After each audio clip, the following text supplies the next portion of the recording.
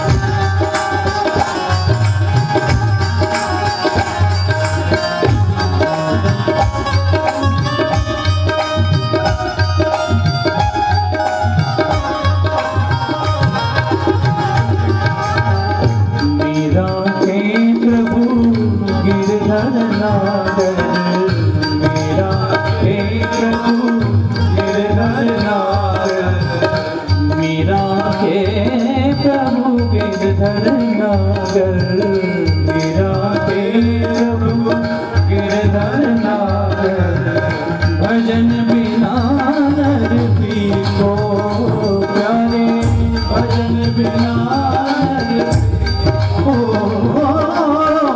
भजन बिना नर को प्यारे, भजन बिना नर को। आली मोहे लागे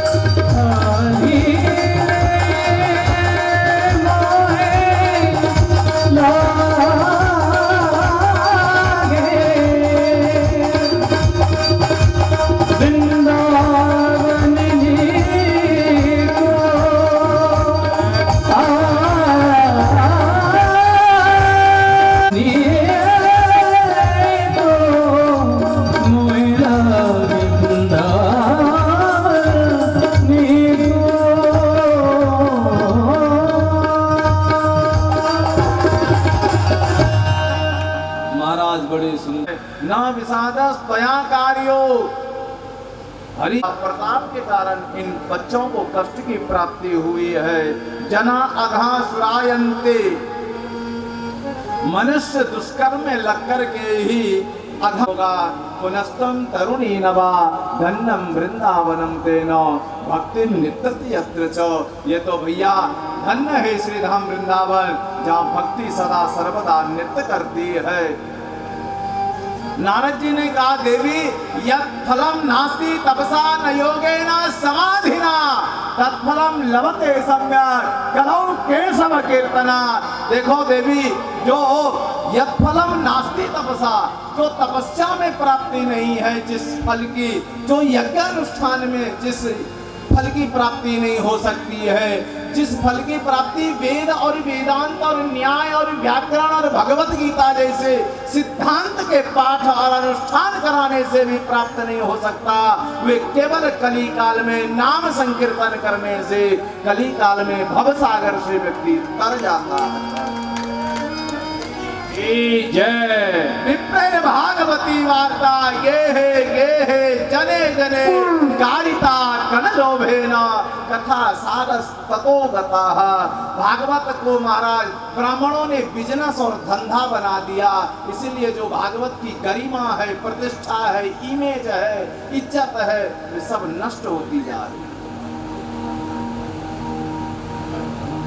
विप्रेर भागवती वार्ता ये है, इतना दक्षिणा दोगे तो कथा तुमको सुनाएंगे, नहीं दक्षिणा दोगे तो कथा तुमको नहीं सुनाएंगे। और तो इस प्रकार से व्यवस्था अव्यवस्थित हो गई, जिसके कारण उनके अंदर की शक्ति जाने लगी।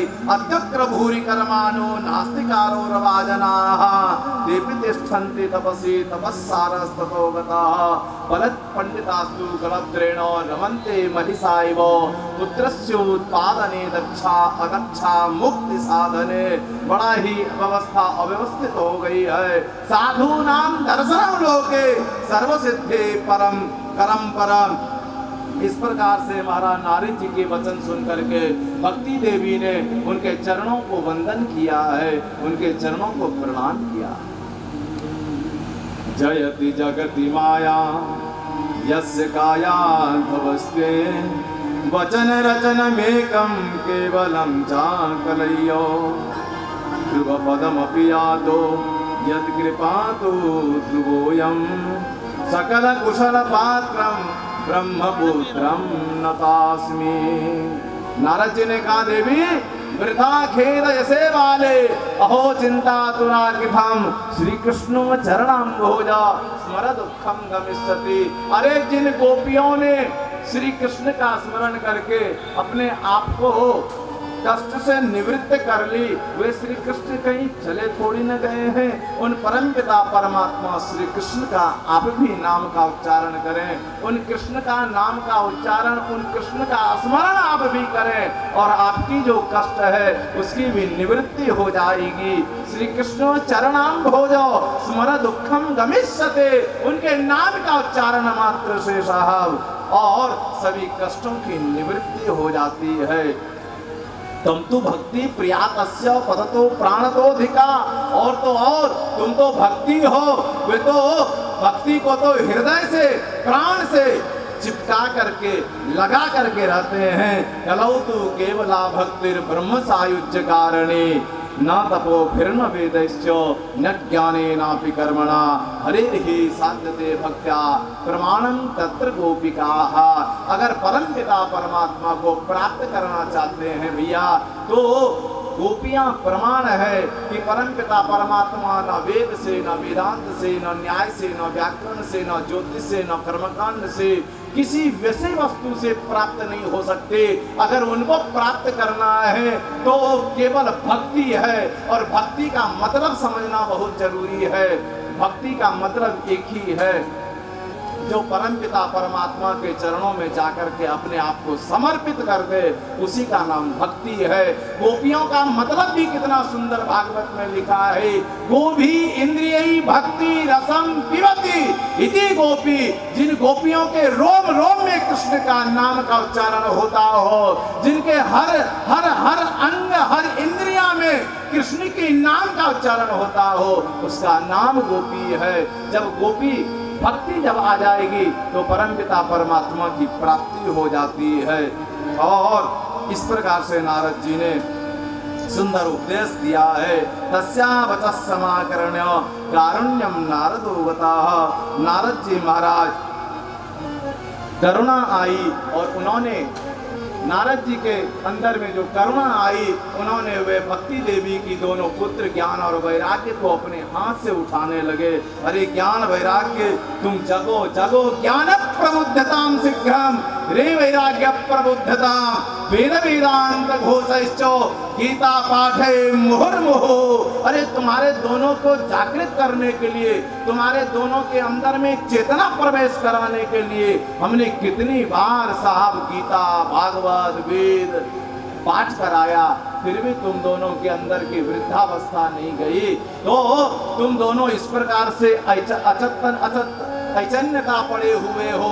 तुम्हारे अंदर में जब चैतन्यता आएगी तब कहीं जाके तुम्हारी मम्मी, तुम्हारी माता जी भक्ति देवी के अंदर प्रसन्नता हो। अहो निद्रा कथम याते वृद्धत्वं च महत्तरम। उसी समय आकाशवाणी हुई, बोले नारद जी व्योमवाणी तदैवाभून् महर्षि कित्तामिति उत्तमा सफलस्तेया भविष्यति न संशयः। आकाशवाणी को सुन करके नारद जी महाराज चल पड़े। आकाशवाणी ने कहा, महाराज आपको सत्कर्म करना पड़ेगा। तीर्थम तीर्थम विनिष्क्रम्य पृच्छन् मार्गे मुनीश्वरान्। और तीर्थों में जाकर के नारद जी भ्रमण करने लगे, सभी तीर्थों में गए, सभी से प्रश्न करने लगे। सभी तीर्थों में बड़े बड़े विद्वान साधु संत मिले, सबसे पूछा गुरुदेव हमारी भक्ति देवी और ज्ञान वैराग्य की कष्ट की निवृत्ति के लिए कोई आप सरल और सुंदर उपाय तो बताइए। तो नारद जी ने जब पूछा तो सभी सोचने लगे, देखो नारद जी इतने बड़े साधु हैं, संत हैं, ज्ञानी हैं, वैष्णव हैं, तपस्वी हैं, और जब इनको ज्ञान की प्राप्ति नहीं है महाराज तो हम सब इनको क्या ज्ञान प्राप्त कराएंगे, इनको क्या उपदेश हम करेंगे। तो भागवत में लिखा है मुकी भूता तथान्येतु कियंतस्तु पलायिता। बहुत लोगों ने तो प्रश्न सुन करके मौन धारण कर लिया, बहुत लोगों ने तो नारद जी के प्रश्न को सुन करके वहां से निकल लेना अच्छा समझा, बहुत लोगों ने तो महाराज अपने आप को एक स्थान पे बंद कर लेना उचित समझा। वेद वेदांत घोषिष्ठो गीता पाठ प्रबोधिता।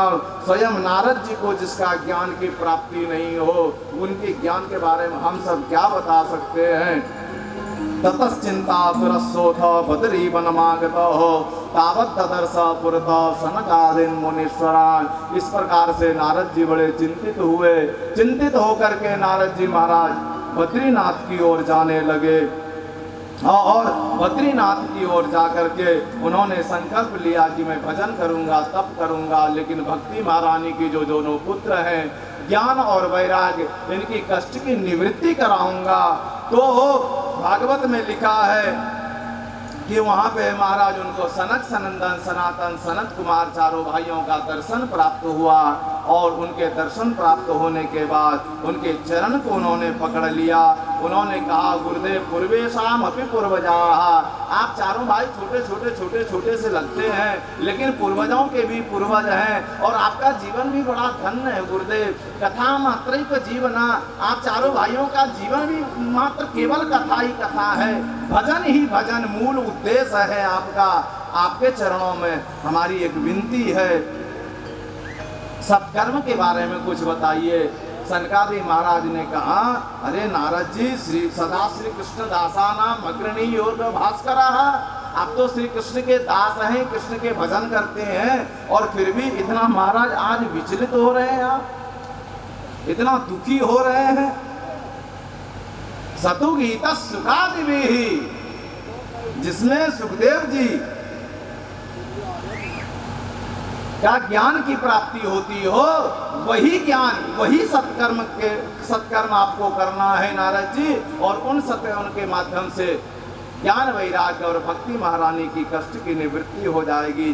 प्रलयम ही गमिष्यन्ति श्रीमद्भागवत भने हैं, सिंह की गर्जना से जिस प्रकार से भेड़ियां भाग जाती है उसी प्रकार से यह श्रीमद्भागवत कथा की ध्वनि से कलयुग के दोष दूर हो जाएंगे, और तो और इन सब की कष्ट की निवृत्ति हो जाएगी। नारद जी ने कहा गुरुदेव वेद वेदांत घोषिष्ठो गीता पाठ प्रबोधिता, मैंने बहुत बार वेद का पाठ करवाया ब्राह्मणों से, वेदांत का, न्याय का, गीता का, लेकिन वे सबसे पाठ से नहीं हुआ।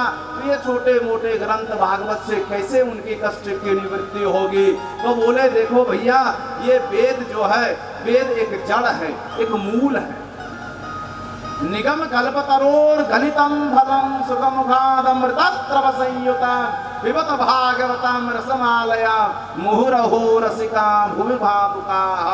तो ये वेद जो है ये जड़ है, और उनके फल, उस वृक्ष के फल जो है वे भागवत भागीरथी है। तो जितने वृक्ष के चबाने में, खाने में आनंद नहीं आता, उससे ज्यादा कहीं आनंद महाराज फल की प्राप्ति में है।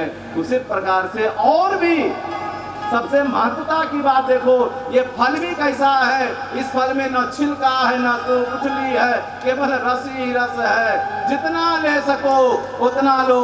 इस प्रकार से यथा दुग्धे स्थितम सर्पेण स्वादायोपकल्पते इक्षूणामपि मध्यांता शर्करा वाप्यतिष्ठति। जिस प्रकार से भैया दूध में घी होता है, मक्खन होता है, दही होता है, सब कुछ प्राप्त होता है, लेकिन दूध से जब शिव जी का अभिषेक कराओ, शालिग्राम जी का अभिषेक कराओ, तो उस समय मक्खन और घी सबकी प्राप्ति नहीं होती, केवल दूध दूध ही रहता। लेकिन उस दुग्ध में होता सब कुछ है। उसी प्रकार से श्रीमद् भागवत जैसे फल में वेद, वेदांत, न्याय, व्याकरण, साहित्य, ज्योतिष, गीता सब कुछ सम्मिलित है।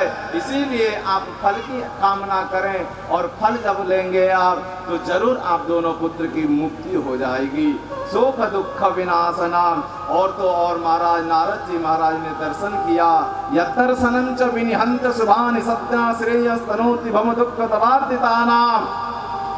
बोले गुरुदेव, आप जैसे साधुओं का दर्शन करके मैं धन्य हो गया, मैं पवित्र हो गया गुरुदेव।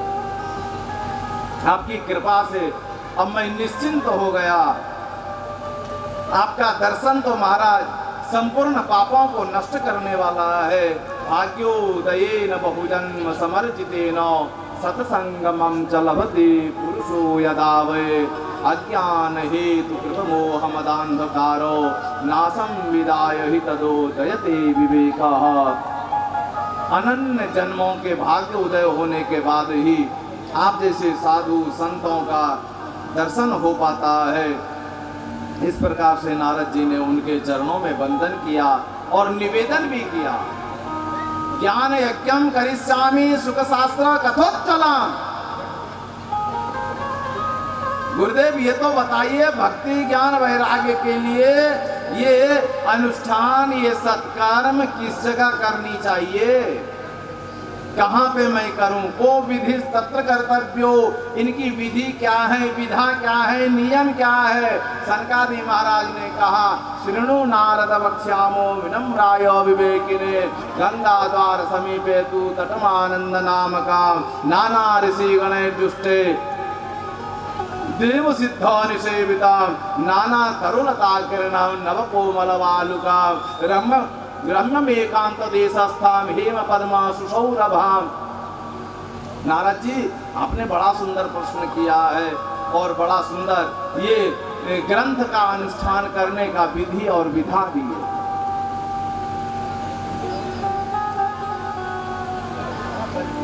गंगा द्वार समीपे तू, अगर हो सके नारद जी तो गंगा जी के किनारे श्रीमद् भागवत रूपी ग्रंथ का सुंदर आयोजन करिए आप। और इतना दिव्य स्थान है, नाना ऋषि गणैर्जुष्टैर् देव सिद्धा निषेविता। अनेक ऋषि महात्मा संत साधु सभी गंगा जी के किनारे निवास करते हैं। सभी बैठ करके कथा सुनेंगे। आप महाराज कथा सुनाओगे, बड़ा आनंद की अनुभूति होगी, बड़ा ही सुख का अनुभूति होगा। और तो और गंगा जी के किनारे जो वहाँ की बालू है, उनकी स्थिति तो देखिए कितनी सुंदर और चमचमाती हुई है। नाना तरुणता किरणम नवा कोमल बालूकर, इतनी कोमल, इतने सुंदर और इतना पवित्र वह बालू है। उन बालू पे बैठ करके जब श्रीमद् भागवत कथा गंगा का श्रवण करोगे, और तो और रम्य में एकांत देशस्थान हेम पद्मा सुसौरभम यमीपस्थ जीवानाम वैरम चेतसी नस्थिताम। बड़ा एकांत स्थान है, वहाँ पे और कोई नहीं रहते, ना कोई जीव ना कोई जंतु। और तो और महाराज जितने भी जीव जंतु रहते हैं वहाँ, वे किसी से आपस में वैर नहीं करते, एक दूसरे से द्वेष नहीं मानते, एक दूसरे से झगड़े नहीं करते। चूहा है तो सांप भी है, बिल्ली कुत्ते सब साथ में निवास करते, सब प्रेम मोहब्बत करते हैं, कोई किसी से द्वेष और दुश्मनी नहीं मानते। यमीपस्थ जीवाना वैरम चेतसी न स्थितम, कोई किसी से वैर भी नहीं करता। महाराज बड़ा सुंदर यह जगह है, यहाँ पे आप जाकर के कथा श्रवण करें। और मैं ये संकल्प दिलाता हूँ, ये आपको विश्वास दिलाता हूँ, भक्ति तत्रा गमिष्यति।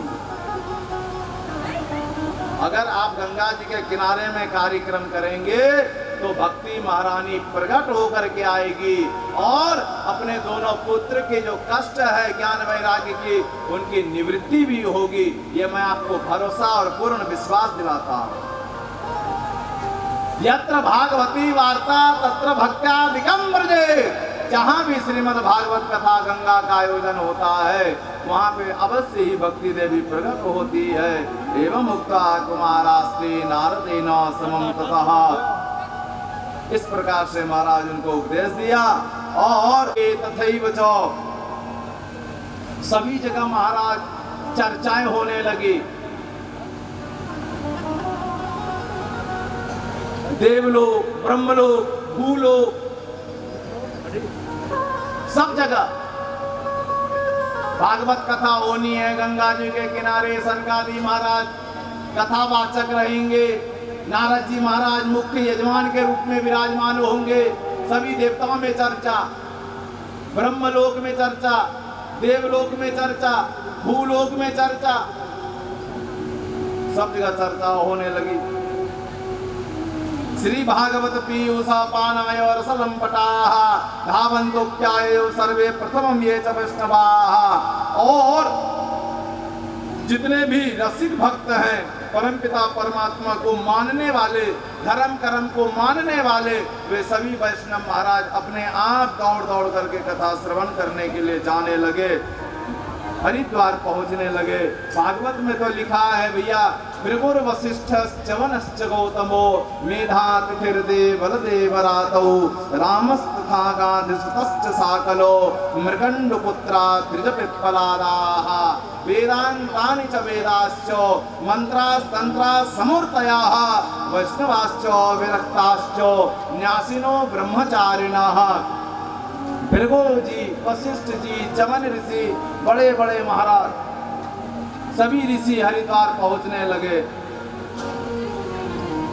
एक जगह पे वेदांत विराजमान है, एक जगह वेद विराजमान है, एक जगह न्याय व्याकरण सिद्धांत सब कुछ विराजमान है, एक जगह साधु महात्माओं को बैठने की व्यवस्था की गई, एक जगह ब्रह्मचारियों को बैठने की व्यवस्था की गई, एक जगह सन्यासी को बैठने की व्यवस्था की गई, एक जगह स्त्रियों को, गृहस्थ को बैठने की व्यवस्था की गई। और सबसे सामने वेद व्यास के पीठ में, व्यासपीठ पे सनकादि महाराज विराजमान हुए। उनके आगे में नारद जी महाराज यजमान के रूप में विराजमान हुए। तंत्र मंत्र यंत्र जंत्र जितने हैं सबके लिए स्थान दिया गया और गंगा जी के किनारे सभी विराजमान हुए। जय शब्दो नमः शब्द शंख शब्द तथैव च विमानानि समारुह्य प्यन्तो देवनायकाः। देवता लोग विमान में बैठ करके ऊपर से ही, और सनकादि महाराज जहाँ गंगा जी के किनारे भागवत कथा श्रवण करा रहे थे वहाँ पुष्प की वर्षा कर रहे हैं। और भागवत में लिखा है, सनकादि सुंदर कथा श्रवण कराना शुभारंभ किया। सभी साधु महात्मा, ब्रह्मचारी, गृहस्थ, सन्यासी, वैराग्य, विरक्त मंडले सभी लोग विराजमान हैं और बड़ा सुंदर कथा श्रवण करा रहे हैं।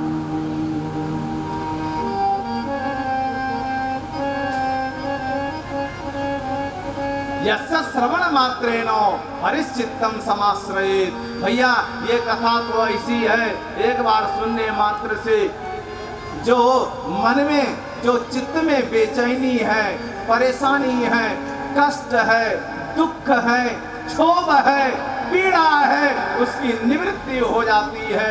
यस्य श्रवण मात्रेण। और तो और सबसे बड़ी बात देखिए आप, सबसे महत्वपूर्ण बात है, हरि परम पिता परमात्मा चित्त में आकर के विराजमान हो जाते हैं।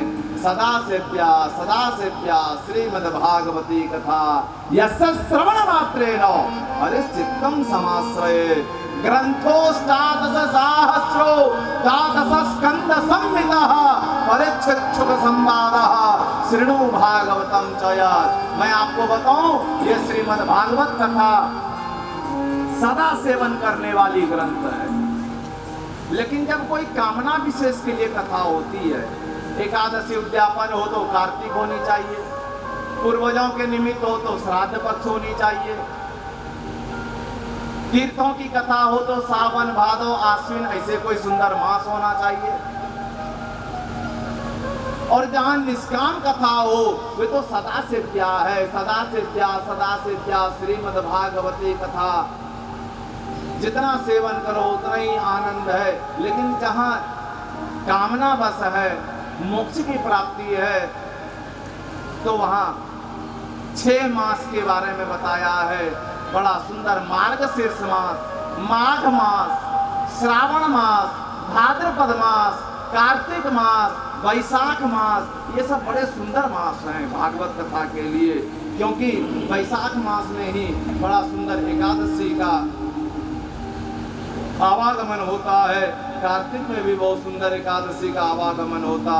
और महाराज इस प्रकार से इन मासों की बड़ी विशेष, माघ महीने का भी बड़ा सुंदर विशेषताएं हैं कथा के लिए।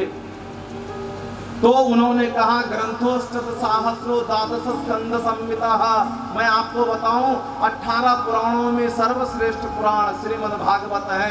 इनमें महाराज 18,000 श्लोक हैं, 335 अध्याय हैं, 12 स्कंद हैं, परीक्षित सुखदेव की संवाद है, परीक्षित और सुखदेव की कथा है, इसी का नाम श्रीमद् भागवत है। न गंगा न गया काशी पुष्करम न प्रयाग सुख शास्त्रो कथायाश्च फलेन समताम नये श्लोकार्धम श्लोकपादम वा नित्यम भागवतोद्भव। भैया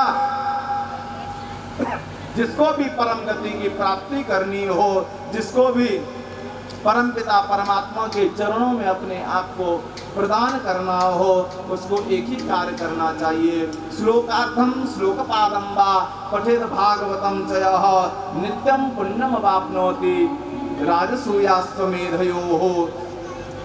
नित्य पाठ करने वालों को राजसूय यज्ञ का फल की प्राप्ति होती है। और आपको मैं बताऊं, हेम सिंहो युतम चैतो दष्टवायो ददाति च कृष्णेन सह सायुज्यम स्वपुमान् लभते ध्रुवम्। जिसे सायुज्य मुक्ति की प्राप्ति हो, जिसे सायुज्य मुक्ति की कामना हो, वह व्यक्ति स्वर्ण की सिंहासन में विराजमान करके भागवत जी को किसी योग के, किसी कर्मनिष्ठ, किसी चरित्रवान ब्राह्मण को दान कर दे तो उसे मोक्ष की प्राप्ति हो जाती है। आजन्म मात्रमपि येन सखेन किंचित चित्तम विधाय सुख शास्त्र कथा न पीता चंडालवच्च करवद बततेन नित्या मिथ्या सु जन्म जननी जन दुख भाजा। ये जन्म बड़ा ही दुर्लभ है। यत् फलम नास्ति तपसा न योगेन समाधिना तत्फलम लभते सम्यक् कलौ केशव कीर्तनात् अनायासेन तत्सर्वं सप्ताह श्रवणे लभे। भैया ये बड़ा सुंदर, जो योग के माध्यम से, तप के माध्यम से और किसी माध्यम से पुरुषार्थ करने के बाद जिस फल की प्राप्ति नहीं हो सकती, वह फल की प्राप्ति केवल श्रीमद् भागवत कथा श्रवण मात्र से हो जाती है। स्वकीयम यदा कृष्णो धराम त्यक्त्वा, भागवत की बड़ी महिमा है। जिस समय उद्धव जी महाराज को ज्ञान उपदेश करके परमपिता परमात्मा श्री कृष्ण द्वारकाधीश अपने परम धाम को जाने लगे, तो उद्धव जी ने उनके चरण को पकड़ लिया। बोले गुरुदेव जब आप चले जाएंगे तो मैं अकेले कैसे रह सकता हूँ। तो परमपिता परमात्मा श्री कृष्ण ने कहा, उद्धव चिंता करने की कोई बात नहीं, जो मेरे अंदर में शक्ति है उन सभी शक्तियों को मैं श्रीमद् भागवत के अंदर में समर्पित कर देता हूँ। तुम भागवत के शरण में हो जाओ, तुम भागवत की शरणागत हो जाओ। उद्धव तुमको मेरा ही साक्षात्कार होता रहेगा। और सुंदर यदा कृष्ण धराम त्यक्त्वा, परमपिता परमात्मा श्री कृष्ण अंतर ध्यान हुए। उन्होंने अपने सभी शक्तियों को, उनके अंदर की शक्ति को श्रीमद् भागवत में समर्पित कर दिया और उद्धव जी का भी कल्याण हो गया।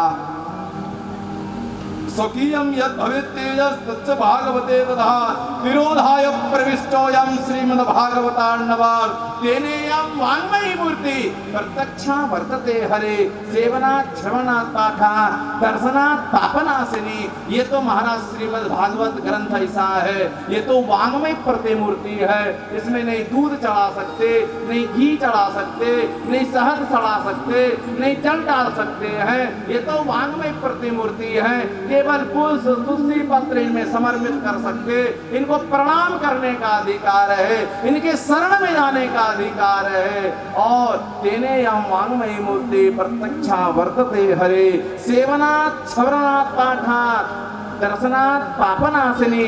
अगर आप इनका सेवन नहीं कर सकते, पाठ पूजा नहीं कर सकते, इनका पढ़ाई अध्ययन नहीं कर सकते तो कोई बात नहीं, केवल भागवत का दर्शन भी आप करते हैं तो भी मुक्ति मिल जाती है। दर्शनम पापनाशिनी। और तो और भक्ति सुतौ तरुणौ गृहीत्वा प्रेमैक रूपा सहसा विरासी। श्री कृष्ण गोविंद हरे मुरारे नाथेति नामानि मुहुर्वदन्ति। इस प्रकार से महाराज भक्ति महारानी भागवत में लिखा है भैया, भक्ति महारानी दोनों पुत्र को साथ में लेकर के और भजन करते हुए, नित्य करते हुए, परम पिता परमात्मा का नाम का उच्चारण करते हुए कथा के मध्य में प्रकट हुई है और बड़ा सुंदर भाव है। आइए मैं आप सबको श्रवण कराता हूँ।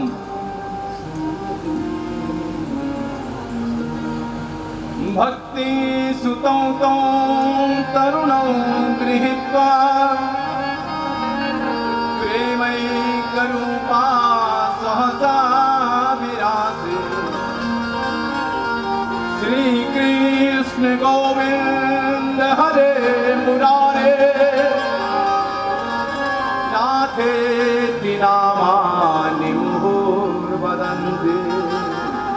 श्री कृष्ण गोविंद हरे मुरारे, हे नाथ नारायण वासुदेव का सुंदर उच्चारण करती हुई भक्ति महारानी दोनों पुत्र के साथ में कथा के मध्य में प्रकट होकर के आई। बड़ा सुंदर भाव है। आइए हम सब मिलकर के परम पिता परमात्मा का नाम का उच्चारण करें। श्री कृष्ण गोविंद हरे मुरारे, हे नाथ नारायण वासुदेवा। श्री कृष्ण गोविंद हरे मुरारे, हे नाथ नारायण वासुदेवा। श्री कृष्ण गोविंद हरे मुरारे, हे नाथ नारायण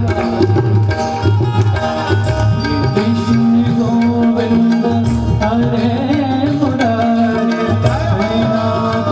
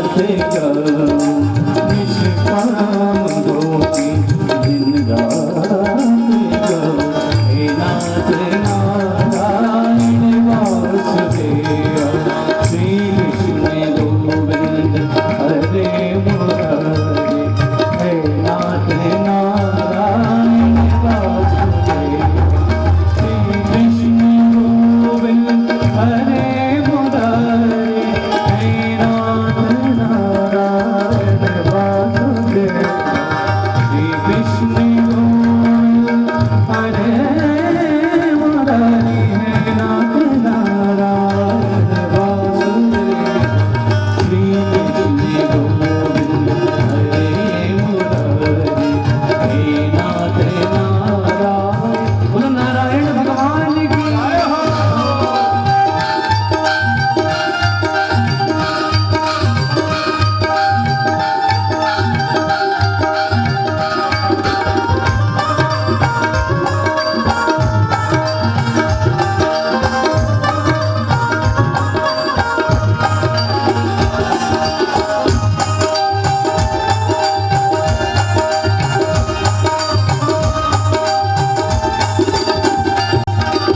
अच्युतं केशवं कृष्णदामोदरम् अच्युतं केशवं कृष्णदामोदरं रामनारायणं जानकीवल्लभं रामनारायणं जानकीवल्लभं कौन कहता है भगवान आते नहीं कौन कहते हैं भगवान आते नहीं तुम मीरा के जैसे बुलाते नहीं तुम मीरा के जैसे बुलाते नहीं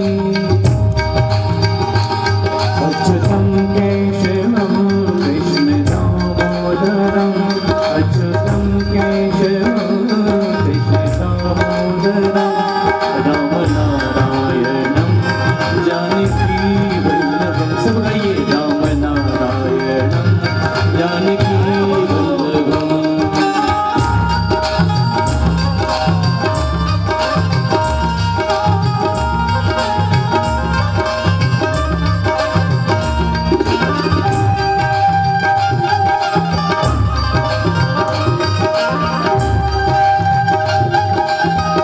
बोलो गोविंद भगवान की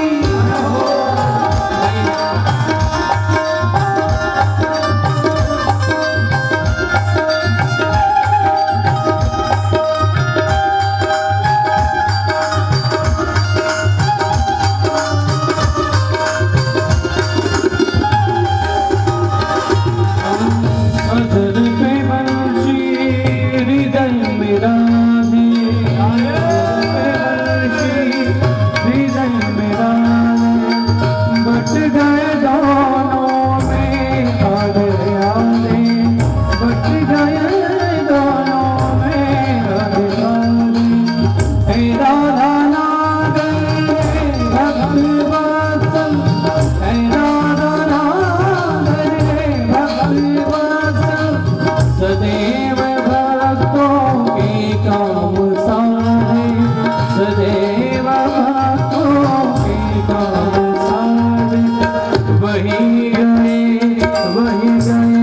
पुकारे वहाँ गए जहाँ गए पुकारे हे नाथ नारायण वासुदेव हे नाथ नारायण वासुदेव श्री कृष्ण गोविंद हरे मुरारे हे नाथ नारायण वासुदेव कृष्ण गोविंद हरे मुरारे हे नाथ नारायण वासुदेव श्री कृष्ण गोविंद हे नाथ नारायण वासुदेव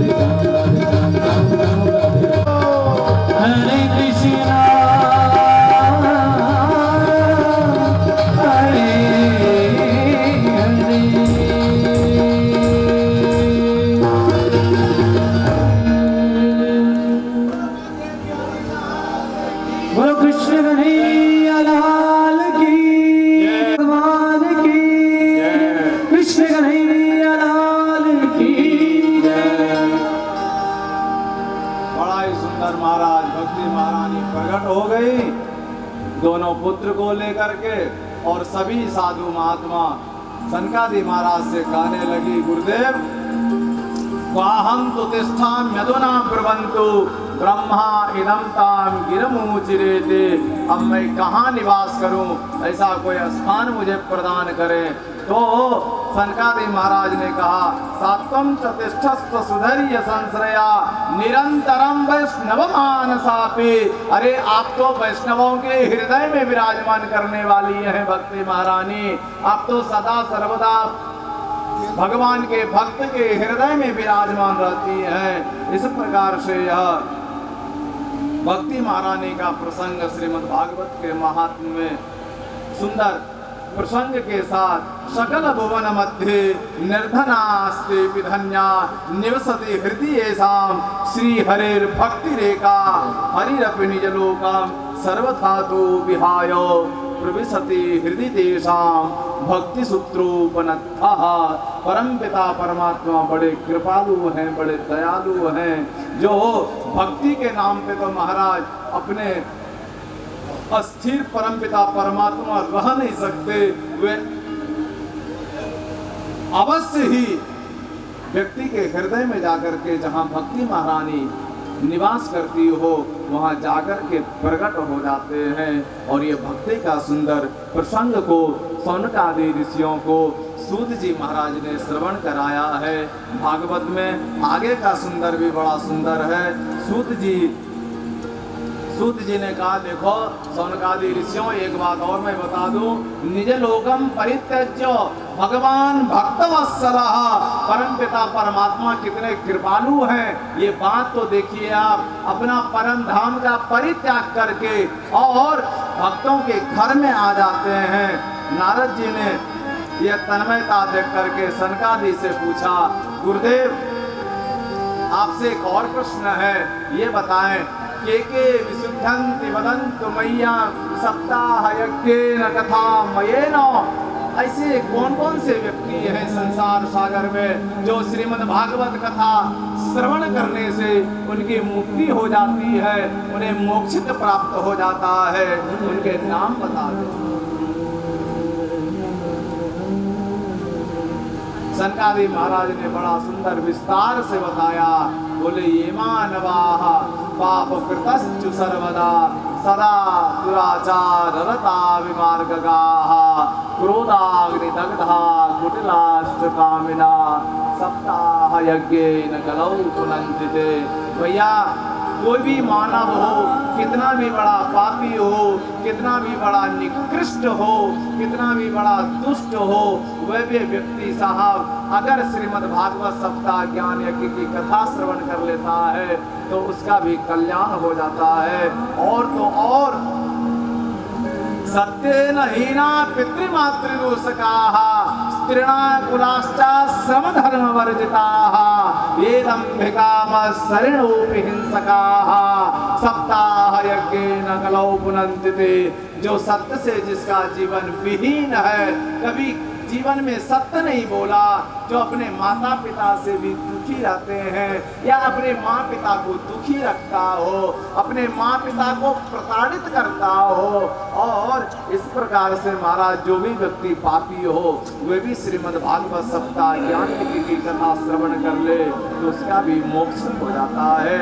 और तो और पंचोग्र पापा छल छद्म कारिणा क्रूरा पिशाचा इव निर्दयाश्च ये ब्रह्मश्च पुष्टा व्यभिचारकारिणः सप्ताह यज्ञेन कलौ पुनन्ति ते।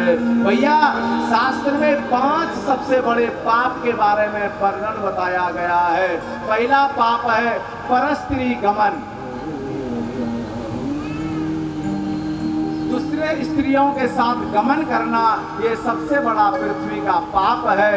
दूसरा पाप है ब्राह्मणों की हत्या कर देना, तीसरा पाप है गौ की हत्या कर देना, और चौथा पाप है स्वर्ण की चोरी कर लेना, किसी के घर में सोना रखा हो चुरा करके ले आना, ये सबसे बड़ा पाप है पृथ्वी का। और 5वां पाप बताते हैं साहब, शराब पान करना। ये 5 प्रकार के पाप बताए गए हैं शास्त्र में।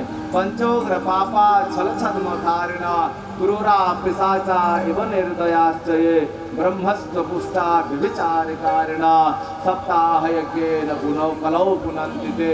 इस प्रकार के 5 पाप बताए गए हैं। कायेन वाचा मनसापि पातकम सप्ताह यज्ञेन कलौ पुनन्ति ते। मन से, वचन से, क्रियाएं से जैसे भी हो, अगर व्यक्ति ने कभी कोई छोटा मोटा पाप किया हो तो भी वे पाप नष्ट हो जाता है। इस प्रकार से यह श्रीमद् भागवत कथा का सुंदर वर्णन किया गया है।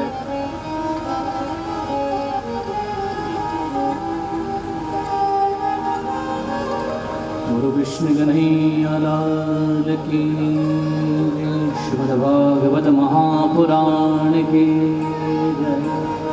अत्र ते कीर्तयिष्यामो इतिहासं पुरातनं यस्य श्रवणमात्रेण हरिश्चित्तं समाश्रयेत् यस्य श्रवणमात्रेण पापहानि प्रजायते। बड़ा सुंदर कथा प्रसंग श्रवण कराया है। आगे बोले महाराज, आपको मैं आगे की कथा श्रवण कराता हूँ। बड़ा सुंदर कथा है। आत्मदेव पुरे तस्मिन् सर्ववेद विशारदः स्रोतस्मार्तेषु निष्णातो द्वितीय इव भास्करः। भिक्षुको विद्वान् लोके तत्प्रिया धुंधुल स्मृता सौभाग्य स्थापिका नित्यम सुंदरी सुकुलोद्भवा लोकवार्ता रता क्रूरा प्रायसो बहुजल्पिका। इस प्रकार से आत्मदेव जी का सुंदर प्रसंग यहाँ से श्रवण कराया है।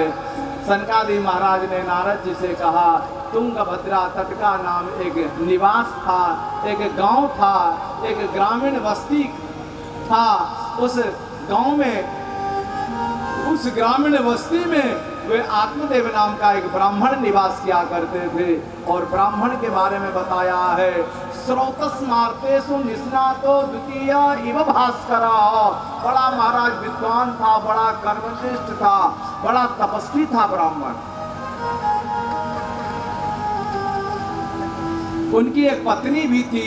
उन पत्नी का नाम बड़ा सुंदर था, धुंधुली। धुंधुली उनको सब कहते थे। और आत्मदेव जी महाराज जो थे वे बड़े भिक्षावृत्ति से अपने जीवन को यापन करते थे। ऐसे तो वे बड़े धनवान थे, बड़े धन था उनके पास में, वैभवशाली ब्राह्मण देवता थे। लेकिन फिर भी उनका संकल्प था कि मैं दूसरे के घर से भिक्षा मांग करके, 5 घर में भिक्षा मांगते थे नित्य, थोड़ा थोड़ा 5 घर में भिक्षा मांग करके और उसी का भोजन प्रसाद पाते थे। ऐसा उनका तप था, ऐसा उनका भजन था। और बड़े कर्मनिष्ठ ब्राह्मण थे। भागवत में लिखा है, लोक वार्ता रता क्रूरा प्रायसो बहुजल्पिका।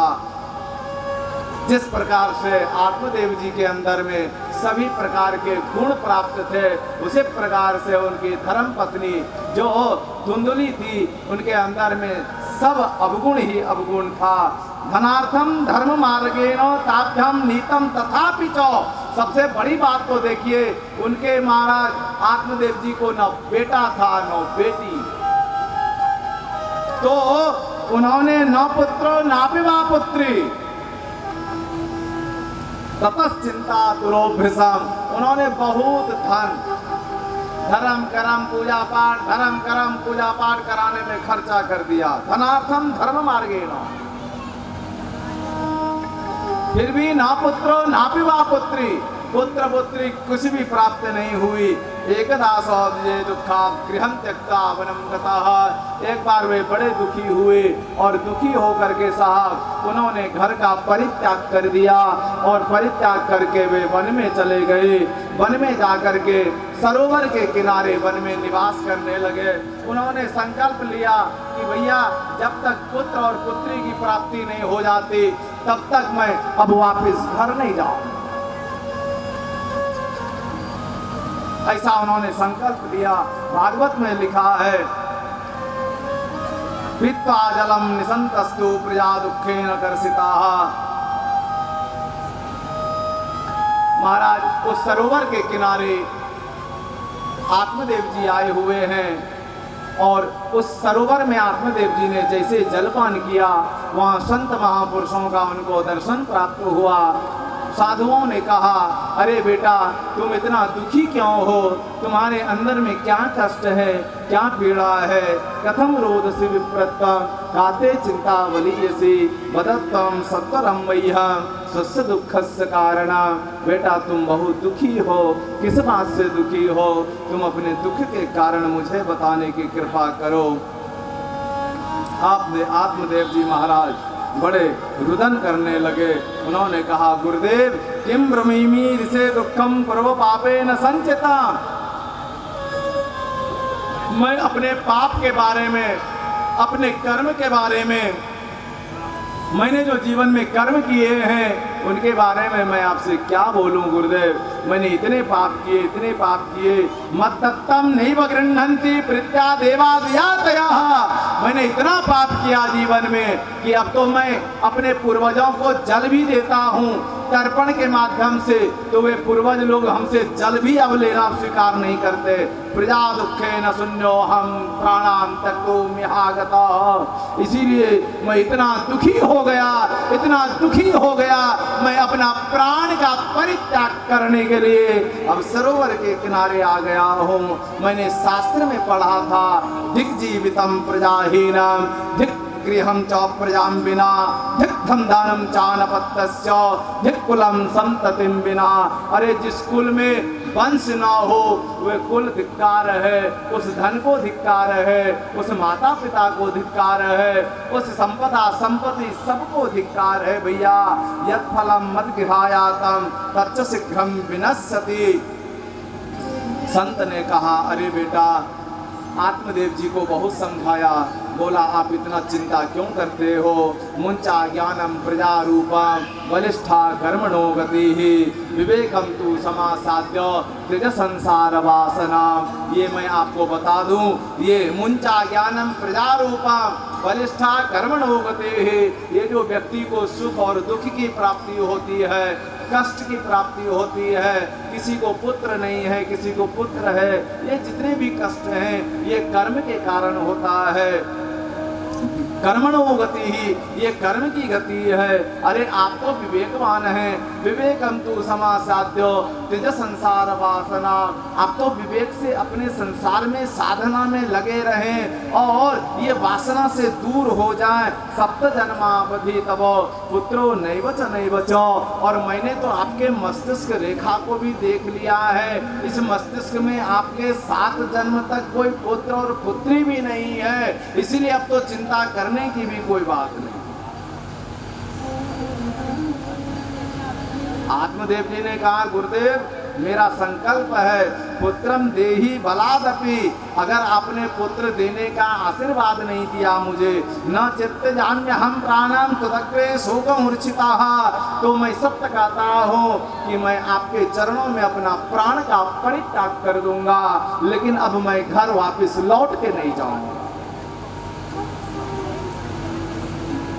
आप कहते हो कि सन्यास में सुख, सन्यास में सुख है, आनंद है। अरे महाराज सन्यास सुख ही, सन्यास में कहीं कोई दूर दूर तक कोई आनंद की अनुभूति नहीं है। अगर आनंद की अनुभूति है, गृहस्थ सरसो लोके पुत्र पौत्र समन्विता, गृहस्थ में आनंद है, सुख है। जब भी गृहस्थ में पुत्र पत्नी बच्चे हों तो सबके साथ में रहने का कुछ आनंद अनुभूति कुछ और है, और साधु संतों के साथ रहने का आनंद ही कुछ और है। साधुओं में तो शुष्क आनंद है, गृहस्थ में सरस आनंद है।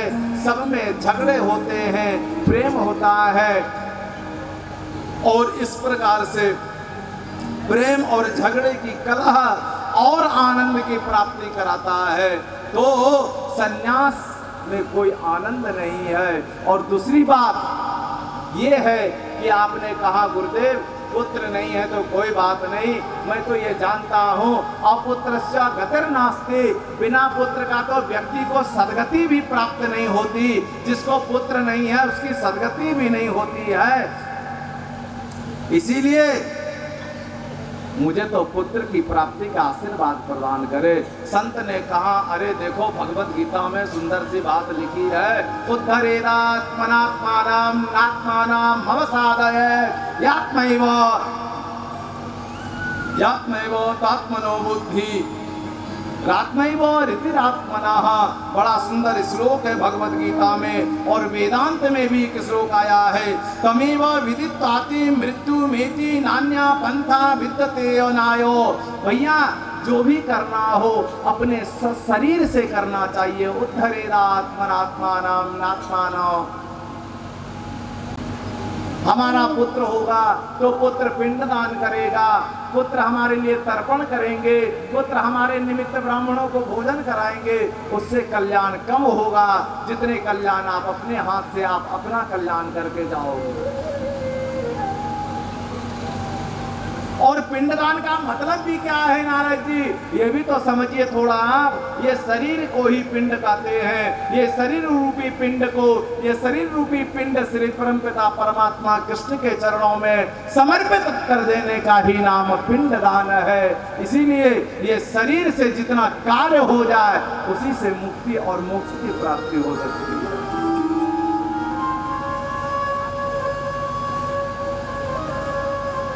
भागवत में लिखा है, भैया नरसिंह मेहता जी ने तो बड़ी सुंदर बात कही, भलुम थयुम भागिम जंजाल सुखे भजिम सु श्री गोपाल। अरे अच्छा हुआ नरसिंह मेहता जी की पत्नी मर गई तो उन्होंने कहा अच्छा हुआ अब चले गई तो अच्छा महाराज अब भजन करेंगे बड़ी शांति से बैठ करके आनंद के साथ में। तो